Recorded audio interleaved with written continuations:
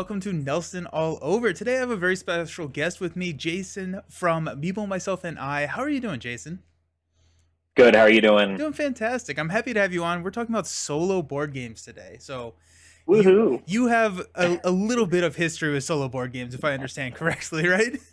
Yeah, it's a little the only thing I can talk about with any I don't know semblance of information at all these days. It feels like is solo games. Yeah, so I run a solo review series on BGG called Meeple Myself and I, and a podcast of the same name. And it's just about official, as much as I can, official solo variants to games or games that are solo only. So Okay. yeah, So happy to be here. yeah, I'm happy to have you on. I play. Okay, so my history with solo board gaming is kind of interesting, right? I've played I think 5 different board games solo. Now, of those five, hmm I've probably played them 500 times. So my my solo gaming journey is very deep, however, not wide. How many different types of solo board games have you played? Um, I've played, so I just finished my top 100 that I've been doing. I've been reviewing for about 6 years. So I did my top 100 reviewed games, and I know I've Nice. reviewed now about 110. I would guess there's at least another 30 or 40 probably that I haven't reviewed as Okay. well. So I would guess it's probably in the 150 to 200. If you're talking about games that could be soloed as well, it's certainly well above that. But my guess would probably be yeah, somewhere in the 150 to 200 range. And I'm kind of in a lot of ways I'm the opposite of you, because I it fear system mastery. I feel like, oh, I don't Yep. know Yep. Yep. Yep. how to, yeah, that so I really like learning new systems and thinking about them compared to other things. So I very happily kind of have I, not even the new hotness, just kind of like what's a new thing for me to get my hands on, what's something new to play, because I like uh, thinking about how rule sets work, and especially with solo design is such an interesting space because you have a lot of decisions. If you're going to take a game and make it into a solo game,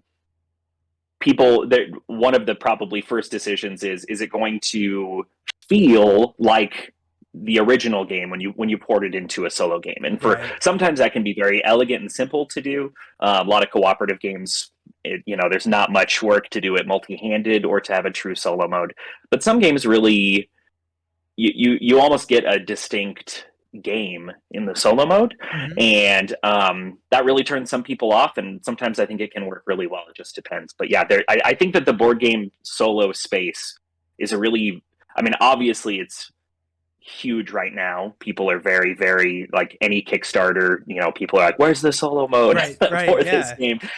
And I am one, having played a lot of really good and a lot of really bad solo modes. I definitely am not someone who wants a shoehorned version of a solo mode, just for the sake of doing it. But we've seen a lot of really clever approaches to solo modes, I think, over the last 5 years, especially. Yeah, no, absolutely. I think solo, I've kind of seen a rise in solo probably like post or during COVID, right? Like a lot of people were Mm. kind of inside and they wanted to still play these board games and they didn't necessarily have these big huge game nights that they were allowed or able to do that. And so I think, I've kind of seen a rise in that, but you've been doing this very much before COVID as well. And so what like prompted you to like look for and try and enjoy solo board games as opposed to like video games? Yeah. So about 6 years ago, I moved from my home to Seattle and left my game group behind. So I wasn't plugged into a new group at that time. I think this is a super common story for a lot of people. Yeah, They, yeah, yeah. whether it's the separation from your game group during COVID or whether moving to a new place, and started to notice that some of the games that I had full solo modes.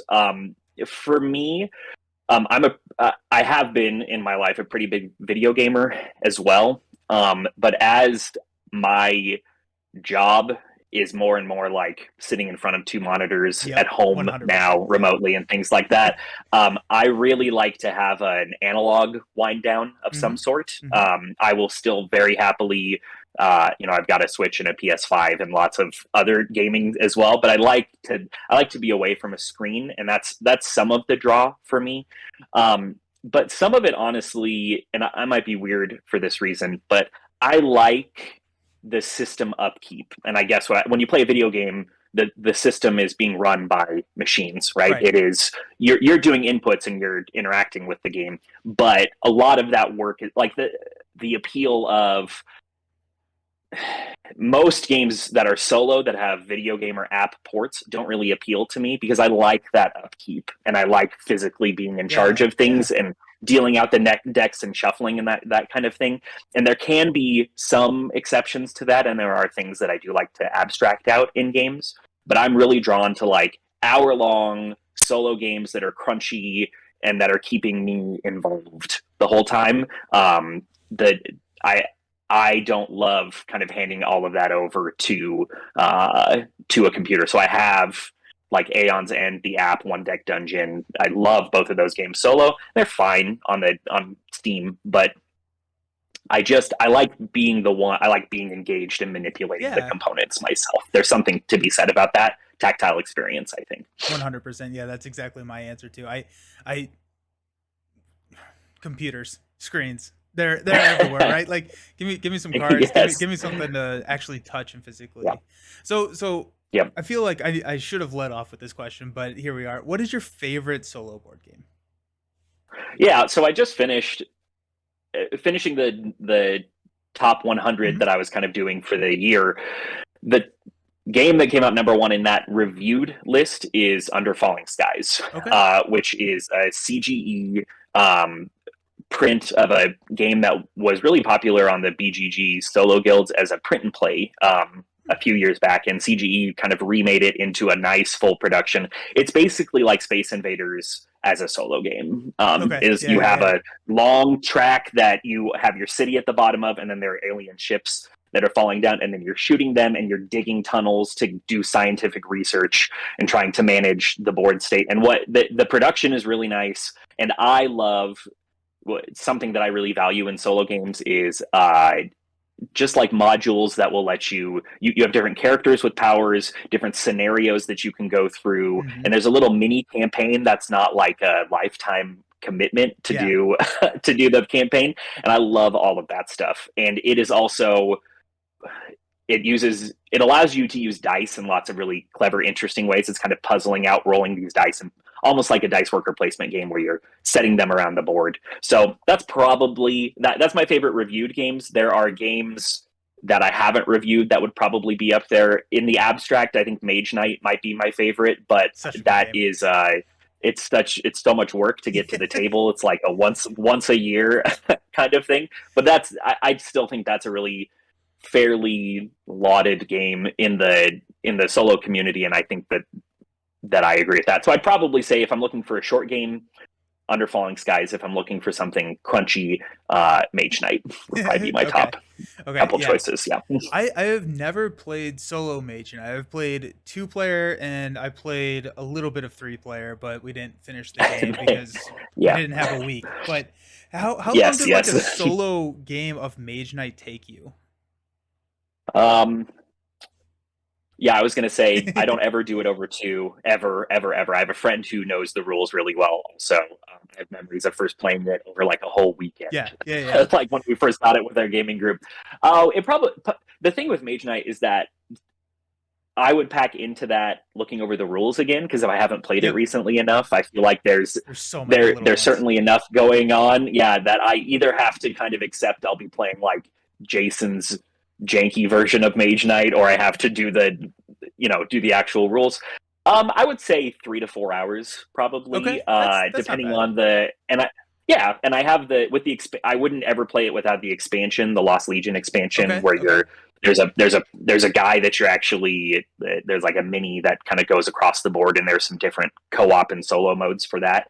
But yeah, I would say 3 to 4 hours, maybe 3 to 5 if we're talking about rules reviews and other things like that as well. So, but yeah, I think just once a year I get that itch, like I got to remind myself how good this game is, and it Yeah, comes back out on the table every so often. yeah. It's been sitting on my shelf for years, unfortunately, without Yeah. without me playing it. But okay, so this may be the same answer, and if it is, that's fine.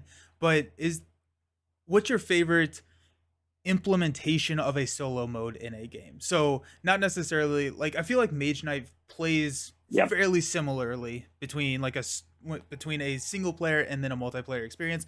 Marvel Champions is the same way. If you had to pick a game that had a Mm. implementation of a solo mode that's not just you're just playing with one character instead of multiple, what would you lean into for that?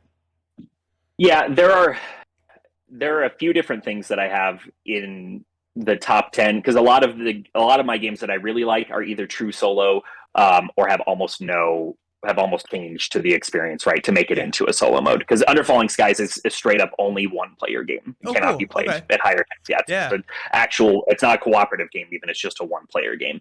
I think that there. I'll give two answers if that's okay. Yeah. Yeah. Yeah. One of them, Absolutely.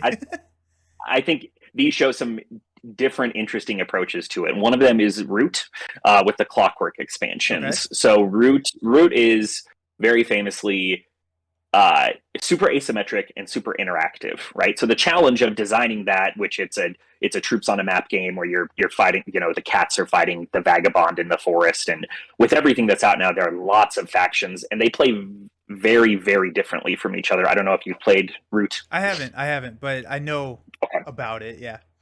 Yes, so it's deeply asymmetric to the point where like the vagabond will be gathering items and leveling up his character, and then there's the birds in the base set, and they have like a card programming game, and they interact on the board, but their individual subsystems are radically different from each other. And the way that they dealt with that was Cole Worley made a solo mode of it originally, and it was not good. And he has said like, yeah, I don't.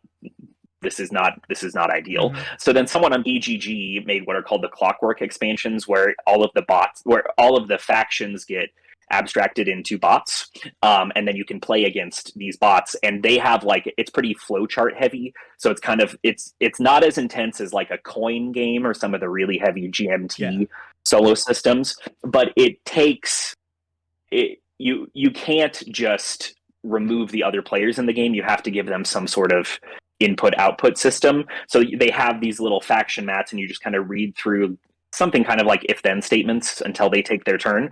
And it does really feel like um, it it's like playing the game and you're running all of your opponents. And I really really like Oh, that that's cool. system. I Yeah. don't have Yeah, it's very very it's pretty involved.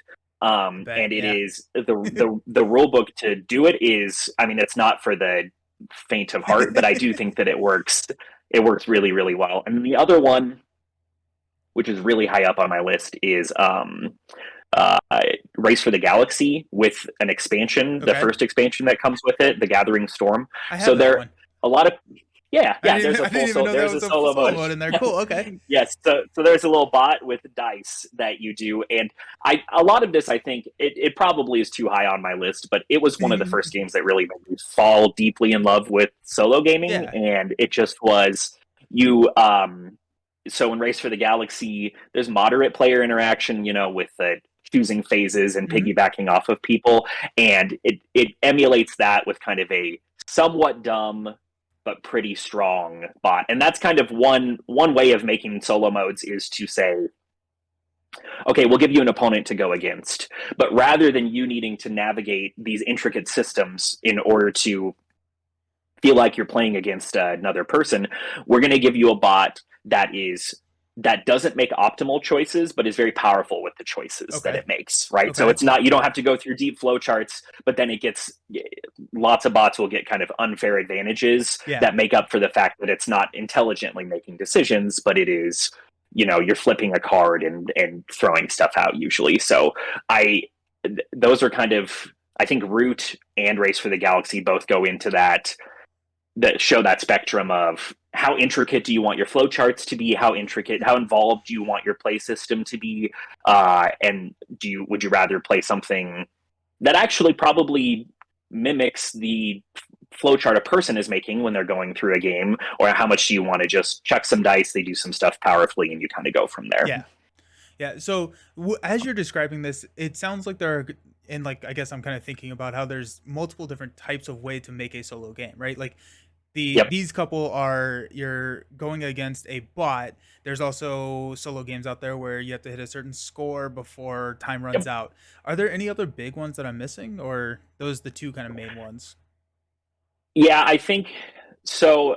I know that there are people much smarter than me who have done full taxonomies of like every Yeah, kind yeah, yeah. of bot that you can go against. But yeah, I think one is to I would probably say that there are I would kind of think of them as three. I think there's the kind of detailed flowchart kind of system that we have.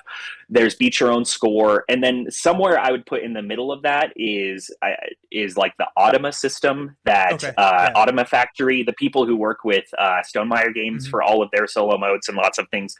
That Morten Monrad Peterson, the guy who runs that company and has done a lot of solo designs.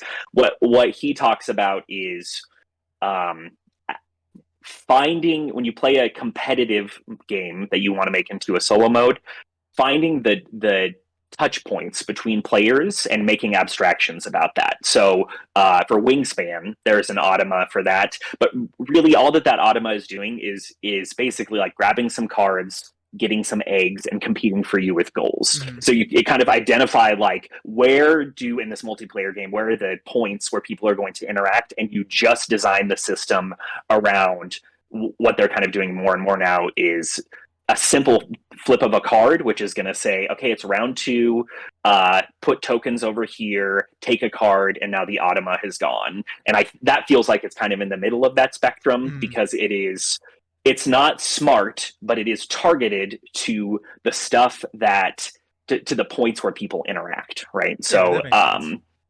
yeah, and so I'm just looking through my list now to Yeah, see if yeah, there's anything else. I mean, cooperative games I think kind of exist outside of this as well because a lot of cooperative games tend to survive that porting to solo relatively intact, either through giving specific tweaks to the rules so that it's balanced for one player, or by allowing people to play multi-handed. yeah. And that's a huge, yeah, that's obviously a huge thing in the solo community. Is do you like if you have to control two, three, four characters, is that something that you are drawn towards, or do you want something you can play true solo? Right. And for me, it really just depends on the game. Because, for example, the one player guild does on BGG does a the top solo games of the year Hmm. every year, and number one right now is Spirit Island. That's has been for a few years running, and two is Mage Knight. Um, Spirit Island's right I behind my don't head. prefer that. It's one Yes, of the very five I've good. played solo, so That's so good. Yes, and I it's a great game. Spirit Island might be my favorite just game of just overall.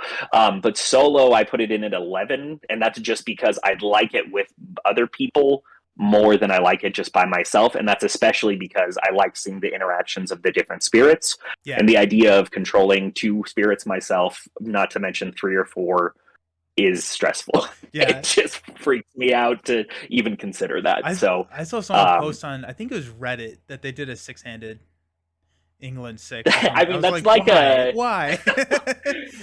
it's like a month long commitment for me at least, and Yeah. that's great.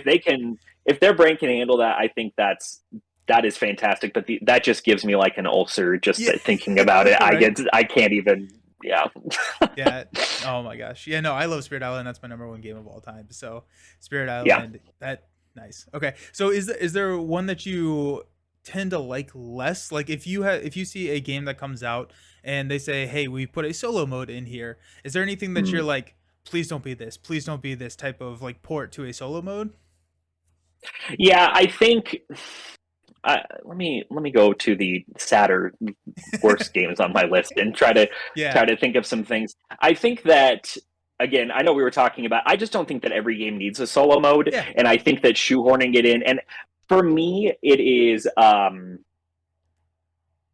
Hmm, I think that I get nervous about kind of like Euros a lot of the time because I tend to lean away from beat your own high score Yeah. games. I like to have a condition. That's not my number two game is At the Gates of Loyang, which is an old Uwe Rosenberg game, and that's a beat your own score game. So I think that you can work that in pretty well to games. But if it's just a game where the mode is just uh, play it like normal and see how high of a score you can score, I probably will only want to play that solo and not with other people. Because if the people can be removed from the game very easily, Hmm. if it doesn't take work to remove opponents and the interactivity of that game from a multiplayer experience, I would just rather play it solo. Because while I do like kind of head down puzzle, Euro efficiency games, I, if I'm not really caring about what other people are doing, I just want them to not be there. Right. I just would rather play.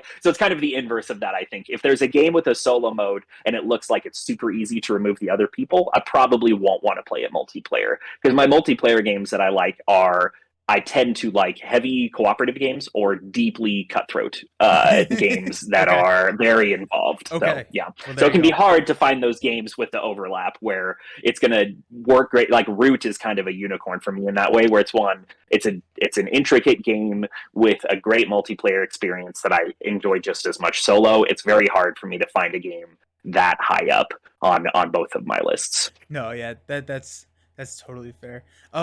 What about like if people wanted to get into solo board gaming, are there any games that you would recommend or point them to like get that or like to start that journey, or is Yeah. it something that like they're already kind of like find something you already like and dive in that way, or how would you go about someone who wanted to or to jump in? Yeah, I think that I would recommend the first thing I would probably want to know, okay, do you want to relax or do you want to like melt your brain, right? There's that kind of, there's Yeah. the different moods. And there are some, I would recommend for people that are looking for like something light and portable. There's the button shy games that have a lot of solo modes, and Sprawlopolis is one that's it's 18 cards and that's it, and it's in a little wallet. That is one of my top 5 solo games, and Nice. you get so much for so few components, and the game is like 10-15 bucks, I think, something like ten that. bucks I So paid that for it would in be December. my so I think that on the nice thing is that there's such a spectrum, and I think that if Mm, people are open to the idea of solo gaming, and I know for a lot of people it's not an appealing idea, right? The idea that they there's a lot of people for whom gaming is a profoundly social mhm. experience, and that would be probably the first conversation I would have, is to say, what do you like about gaming? Do you want to relax? Do you want to figure out a puzzle? Do you want to play Tetris by yourself? Because that's basically, polyominoes Yeah. everywhere. But I think Sprawlopolis to me feels like a good, like, if you like something that's 20 minutes and you want to relax and just kind of have it out, but still it's engaging, go with that. I would also probably the a step up that I would recommend in complexity. The next thing would probably be role player. I don't know if you played role Hmm. player Yep. before. It's got a great solo mode. It kind of breaks the more that a game breaks kind of the rules that I have for stuff, and I still love it. Like, it's a beat your own score game. It is.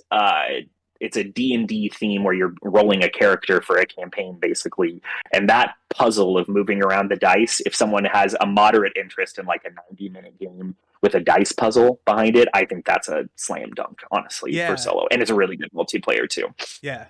Okay, so role player, can it be played solo just the core, or do you need the monsters and minions? No, it's all, you can play Okay. it, you can play just the base game solo, and then it is solo compatible with all three. What is it? Monsters and Minions, Fiends and Familiars. I don't remember if there's another one. The expansions, it has solo capability for all of Okay. those as well. And yeah, that works, but it works out of the box too.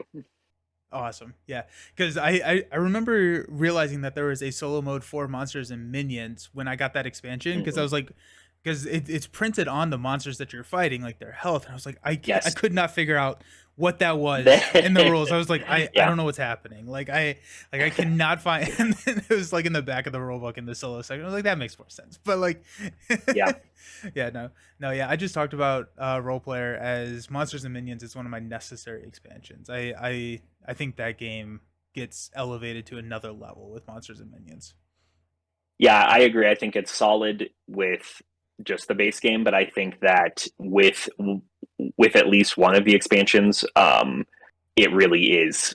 I think absolute top tier game overall. I love that game. I Yeah, really, it's kind of like it's a Sagrada killer for me, which is a shame because I like Sagrada and it's a little bit lighter. But as far as that like dice puzzle element goes, there's not much that I see as doing it better than that. yeah. I've literally exact same story as you. I got role player, traded Sagrado away, Yeah, yeah. and and Sagrado was the fifth game that I played solo. So there we go. Ah, We fit all five. yeah. I All actually right. did buy Food Chain Island from Okay.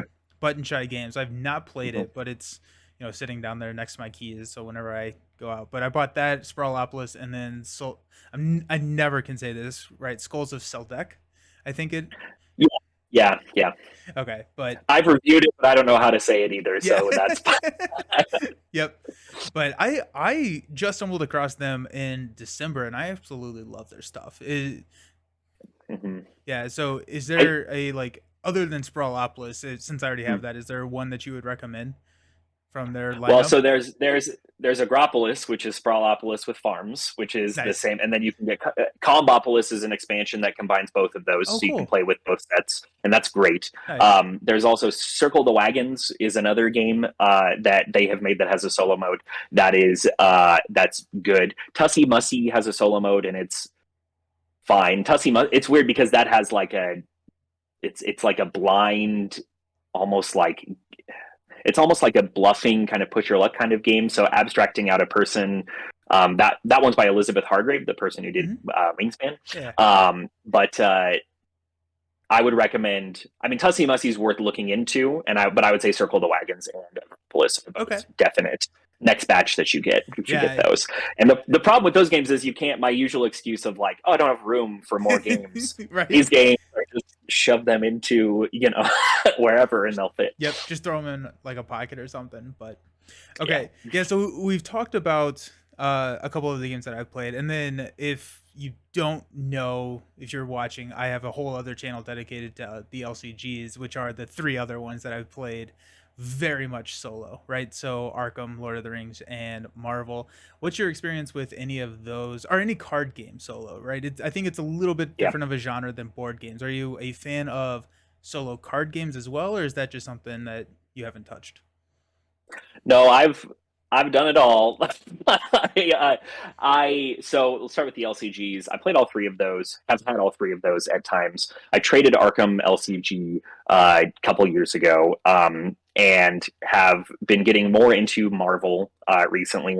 There was like the Barnes and Noble New Year's sale, 50% off. So I Yeah, got way too much dangerous. stuff for that. Very Uh, dangerous. I and so I got the Guardians of the Galaxy expansion that I'm going to start checking out sometime soon. And then I have a lot of Lord of the Rings stuff that I traded for. It was actually trading Arkham for Lord of the Rings content Nice. a couple years ago. And I have the new base box, and it's like a briefcase that we stained and put the One Ring, like a vinyl sticker onto That's it and so stuff cool. like that. So That's yeah, so it's cool. very very. So I am ready to kind of dive into Lord of the Rings. I've done a full cycle of Arkham, and I've done Marvel Champions here and there. I would probably say I think that I think Lord of the Rings has excuse me. I think Arkham. I like for me, it has the highest highs and the lowest lows. I Hmm. think I really like the exploration and the story. I'm not a huge fan of the bag building and the way that things are resolved in that Yep. game as much. It can be a little bit frustrating. Yeah. And I feel like Lord of the Rings maybe, and I'm sure you could educate me on this much better than I would know right now. It feels to me like Lord of the Rings kind of has the most space for skill and for getting Yeah. better at the game and Yeah. for kind of knowing how to, and not that you can't be good at Arkham, but I like the feeling of a little bit more control, and I kind of get that feeling the most from Lord of the Rings, and then maybe from Marvel some as well. Yep. But yeah, because I'm kind of an omnivore as far as playing games, those games are hard for me because once I start to get into them, I feel guilty about not not playing other things, and it's like why I didn't do Magic the Gathering when I was a kid because I knew that I would be like Yep. an addict actively very shortly after Yeah. that. So yeah, so I have a big collection of Lord of the Rings stuff, some Marvel, and I have had Arkham in the past. Nice. Yeah, no, those absolutely love those games. I think so. When you played Arkham, did you play it single handed or did you run two investigators? So I actually did that with a group. Okay, That okay. was yeah, that was with my gaming group, and there was four of us, which was probably also not super ideal to Yeah, have. no, not It just four. took a long Yeah, time. Yeah, yeah. So doing if I did, I have played some myself a little bit, and it was two handed yeah, is what I did. yeah. I played through Dunwich, the first campaign, single handed.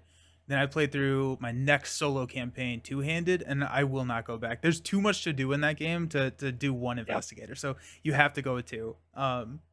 Yeah. What? Okay, so what about like I'm not gonna call it cheating, but like retconning. Are you a fan of retconning? Are you stricter on yourself than you are if like someone in the group was like, wait, hold on, like, can I do this instead? Do you allow yourself to do that when you're playing solo games? Yeah, it's the only way I would ever find success Yeah. as a solo gamer. So I think that that's interesting, right? So I did when I went to grad school, there was I got a master's in English, and what I wrote about was like game. I wrote about video games and gaming studies, and wrote about board games for my master's portfolio. Well, And that the sounds only reason cool. I say that is because it was very fun. And the only reason that I bring it up is because a really important idea in gaming studies and gaming in general is the golden circle, which is like people enter into an area and agree that the rules of the game are binding for Yep. them, right? So Yep. it's why like um the I've read things about like, is it okay if I let my kid play bluffing game because I don't want them to lie? And my answer to that is like, if you can teach them like this is something you're doing inside of this Yeah. circle where everyone is agreeing that lying is a part of the experience and that we don't carry that out of the golden circle, that's a really interesting space. So that becomes particularly interesting with a solo player because normally the golden circle is the contract that exists between people, right? So it's like you and I agree that we're going to sit down and play a game and that you're not going to cheat, you're not going to Right. hide cards, or you're not going to act in a way that's against the spirit of the game. Well, so in a solo experience, in a solo setting, the golden circle doesn't operate in the same way because there aren't other people that are there for me to do it. So it's kind of like a contract between you and the game, and that doesn't really matter to me. Right. Right. And it changes in group settings as well because I just last night with my gaming group we're doing a campaign of Massive Darkness 2, Okay. and it's a cooperative game, and one of the guys on my team messed up the roll. He grabbed the wrong dice and then he re-rolled it, but he had already gotten a bad result with better dice, and then he fixed it and got a better result with worse dice. And I was like, if we were playing competitively, like this would never fly. Yeah. Like what Yeah. you were Yeah. doing, Yeah. like, but cooperatively, for me, that as long as everyone is on the same page, we fudge things in our cooperative groups sometimes. But sorry, this is going way off No, on a you're fine. You're tangent, but fine. then the question for me is a question of stakes usually. So the easiest answer that I can say to that is if it's not a legacy game that's going to have cascading effects out beyond the current play that I'm doing, I'm pretty likely to not care, but I also want to. I try to find that balance between kind of living with my bad choices and like getting getting a gameplay experience that is not. I want the game to be punishing, but I don't want to punish myself, Right. I Yeah. guess. So I don't have a problem, and it's especially if it's like, oh, I think that 3 turns ago I forgot to get money, like that kind of thing, retconning. Uh, if my general rule of thumb is if it has cascading effects for multiple games, so if it's a campaign game, I'm less likely to do it. Or if there's a lot of new information that Right. I try to say, like, with the information that I had at the point that I made this decision, would that have affected anything? Because sometimes it's like, ah, crap, I needed $8, but I only have 7. This only would have changed this one thing for me to do that. But if it's like, hey, 30 minutes ago, if I'd planted a field over there, Yeah. that would have helped a lot. Yep. So, yeah, I think that I do think that's a really interesting space, and I was talking to someone about how they like to play solo board games in physically rather than digitally, because digital solo board games don't let you cheat. Yeah. You can cheat in your physical in-person ones and fudge it, and just you're focused on your own experience. And that person found the experience of gaming on apps more oppressive because they wanted to be Yeah. able to not be bound by the rules as much. Yeah. And that's a I have, there's no gaming police that are going to come break down your Right. door Yeah. and take away your sad copy of Agricola that you have or whatever. So yeah, Nice. pretty laissez-faire. Yeah.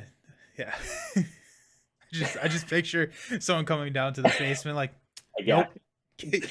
yeah. This is your third citation Yeah. in the last hour. Yeah.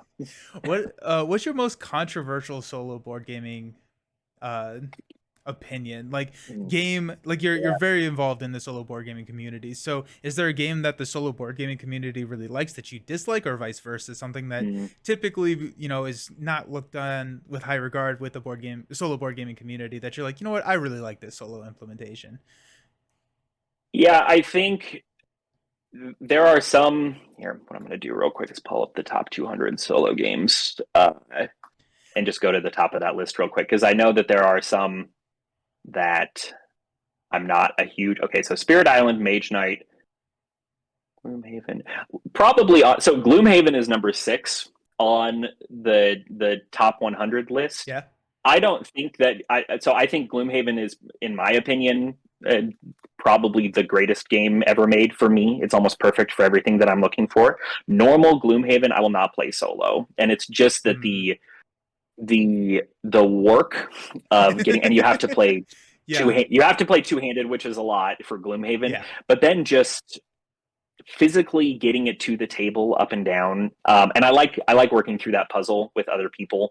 So I think that I am, I mean, just for like, if the question is would I ever play it solo, Gloomhaven, straight up normal Gloomhaven, would be outside of my top 100 if I had reviewed it. But it's not because it's a bad game, it's because it just doesn't appeal to what I'm looking for in a lot of solo experiences. Maybe someday, if I can have a mansion with a Gloomhaven room where it never goes Yeah. away, Right. Right. that would be ideal. But I think that there's that. And then what I remember, as far as like reviews that I've done before, I remember striking a nerve with Nemo's War Second Edition, which is a Victory Point game. I love it. It's 18 on my list. But I guess I didn't love it for the right reasons or something. I don't know. I made people very upset with that review. Oh, okay. And but it would that game. Have you played Nemo's? I Well, I haven't. guess No. if it's not in No. your 5, Yeah. right? Yeah. Yeah. So it's a wonderful game. It's so good. It's such a good game. But it is, I would argue, that it's fundamentally a beat your own score game. It has point thresholds that you need to get to win, and then you go to a storybook, and depending on what score you have gotten, Got it. you'll get a different kind of tier. To me, that is a beat your own score system. There is a win loss condition attached to it, but when you think about other games, Under Falling Skies, you win if you get to the research track before the ship goes all the way down. Race for the Galaxy, you are trying to beat the bot in points. Mhm. There's Super Skill Pinball 4K. That's just a straight up beat your own score. But usually it's like beat a fake bot or meet a condition of some sort. And I really like clever win conditions. And so I argued that Nemo's War feels like a beat your own score game, and that made people very mad. I did try to. I could have clarified what I was saying in the review better, but it does. It's different to me to when you open up a game and it says if you get 300 points you win or whatever. That just feels different than like cure all 4 of the diseases in pandemic. It's Right. just, and I understand that can be abstracted to like each disease is a victory point, get 4 victory points and you win. But that, like, the semantic, It feels different. like, yeah, it does. It just feels different. So there are games that I think people really feel like aren't beat your own high score games that I do. And then there was the other probably hot take that I had back in the day was for Madara Unintentional Malum, which was a huge JRPG style campaign game. And my review was a lot about how interesting and clever the game was, but I just really didn't like the art. To me, it was it's kind of a what I would say is like hypersexualized and very anime heavy Hmm. art style. Yeah. And in a game where I'm supposed to care about, and I don't find it offensive. I don't care about any of that, but it made it hard for me to get invested in the characters because of the way that they were presented in the game.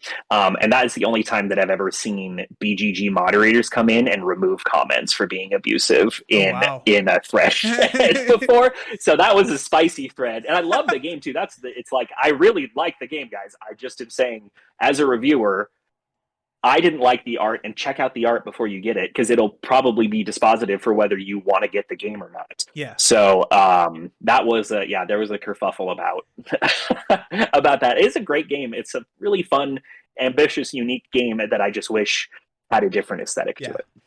Nice. Okay, I Yeah. got one more question, which may spawn more questions, but one more question Yeah, on my list at absolutely. least. And so we've seen, at least I have, being outside of the solo board gaming community, I've seen a lot. I've seen a big push in solo board gaming. We kind of talked about it right there at the beginning, and it feels like a very, it's a growing thing. What do you see as the future of solo board gaming? Are there any like trends that you see that you like, that you dislike, or things that you want to talk about what we may see in solo board gaming going, a couple years down the road? Yeah. I think that one thing that's starting to become more common is games that are explicitly designed for one player gaming only. That was a relative rarity, at least in mainstream board gaming. Um, 5 or 6 years ago, Yeah. at least relative to what it is now. So you have things like the Renegade Solo Hero, Renegade Solo Hero series, which is a real time game that I don't remember the name of, and then Warp's Edge and Reckland Run. Okay. So Renegade Games, a significant publisher in the industry, is running they're solo only. They don't have it's not co-op that you can play solo. These are games that are designed from the ground up to be just for solo players, and I think that's fantastic because you're able to. I mean, like we've been talking about, taking a game and figuring out how to contort it into a workable solo mode. Sometimes you can lose the soul of the game, and you can Yeah. make it so that the stuff that made the game fun has been excised just in the name of someone being able to play it by themselves. Hmm. So for me to see things like Under Falling Skies, which was again, there's a very vibrant print and play competition every year, and those games are getting picked up and published by different people. WizKids has a game called Bargain Basement Bathysphere, which is from that same Okay. competition Okay. from before. Places are getting, I think they're figuring out if we want to invest resources for solo modes, just putting a solo mode on isn't the only way to do it. We can Hmm. also have games that are solo only. And that certainly is not a brand new thing, but I hope that that continues to flourish because seeing major publishers put out one player only games, you can do some really interesting, cool stuff. I mean, there's a thing called Four Against Darkness, which is like a one player dungeon crawler. There's one player RPGs now. I mean, there's stuff that's probably been around longer than I'm aware of, but I see a lot more of those popping up. And there's just a lot of when you build it from the ground up as a solo mode, you can do really cool things that I Yeah. think is harder to do in other contexts, and I'm very excited for that to Yeah. see what other specific things for solo, because I think it used to be cost prohibitive to go after such a niche group, Yeah. but solo gamers are. I mean, the last time I checked, it's the second largest guild. I think behind the Dice Tower is the Oh one player wow. guild on BGG. That's It's cool. huge. Yeah. It's very very. There's a huge market there, and I think hopefully that will continue to be financially solvent for big publishing companies because I love indie publications, Yeah. but it's a total crapshoot if the person who's making the game knows what they're doing or not, Right. right? You Yeah. can get it's just really hard. And so seeing that integration go mainstream is something I really hope continues to flourish this over the next few years. And I think that you hit the nail on the head earlier. I think COVID was a massive kind of turning point for that for people who were looking to stay doing gaming. I mean, there were games like Carcassonne got an official solo variant from the publisher in the middle of COVID. Carcassonne is not a new game. Right. Carcassonne is that solo mode could have been made what 10, 15 years ago, but its publishers are seeing the value of releasing these rules now, and that's exciting. Yeah. I mean, my first solo play ever was during COVID, right? I mean, I think it Yep. just opened up the people could do it, right? Like people were just like I think my first solo was actually Marvel Champions. I was just Yeah. like, you know what? I'm going to try it. No, let's try it. And now I've played it 500 times. So so here we are, right? But There you go. but yeah, no, I think solo board gaming is just, you know, continuing to grow. I am really excited and interested to see how it continues to get implemented. I need to branch out, but right now I've fallen in the trap that you were trying to avoid, what you were talking about earlier. It's like, if I'm going to play a solo game, I might as well just, like, I'm playing with Arkham cards right now. Like I'm just like if I'm playing a solo game, I might as well just play the three LCGs, and so I need to branch out a little bit more. So thank you for encouraging me to do that. Yeah, absolutely. I mean, just behind you, I'm seeing so Terraforming Mars has a solo mode that is very well regarded.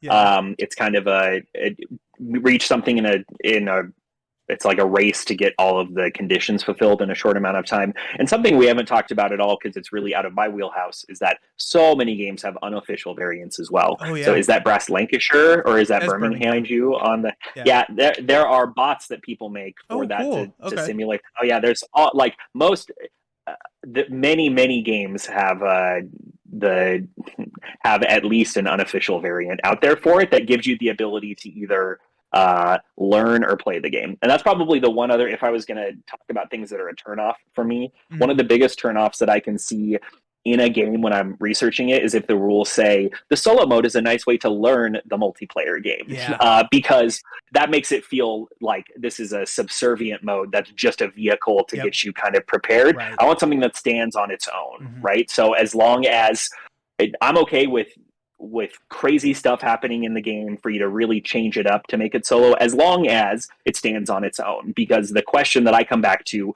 when I'm reviewing games a lot of the time is, would I buy this game if I'm only ever going to play it solo, right? And if Yeah. there's a Yeah. fantastic game that is, but that just is going to be better as a multiplayer experience, then I probably won't recommend it as a solo reviewer. And that's kind of a schism that I have to deal with anyways, because there's like my multiplayer sensibilities and my solo sensibilities, and those have kind of been cultured over the last few years, but there can be a big difference to that. But for people who just want to get their hands on it to try it out, there's so many games have unofficial solo modes as well. And I know in particular the Brass ones are very well regarded on BGG, Oh, and Brass is just an amazing game yeah. anyway. So that is, Brass is whenever you great. can play it, it's Yeah. a good thing. Yeah. Absolutely.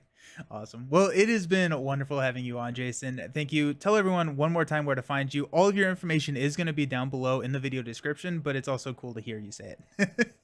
Yeah, so I've got on Board Game Geek. My handle is NeoTrunks2002, and I have the solo review series Meeple, Myself, and I on BGG. There's a geek list there, and then my podcast is the same name, Meeple, Myself, and I. That's on Apple Podcasts or pretty much any podcatcher that you would have, and yeah, we'll get you the link for that so we can share that out too. Awesome. On the podcast, I do more scripted stuff. So not so much kind of the interview style of things, but write out scripts, try to put music to it and have it feel like a kind of NPR kind of essay about stuff rather than me rambling, because I'm sure, as you've seen today, me rambling is not good for anyone usually. So Well, I would disagree with that, but yeah, but yeah, no, it's been a blast having you on. I'm really looking forward to talking to you more in the future, especially about some Lord of the Rings or maybe some of those other LCGs. But thanks for coming on, and hope you have a good one. thank you very much for having me. I appreciate it. Yeah, anytime. Peace.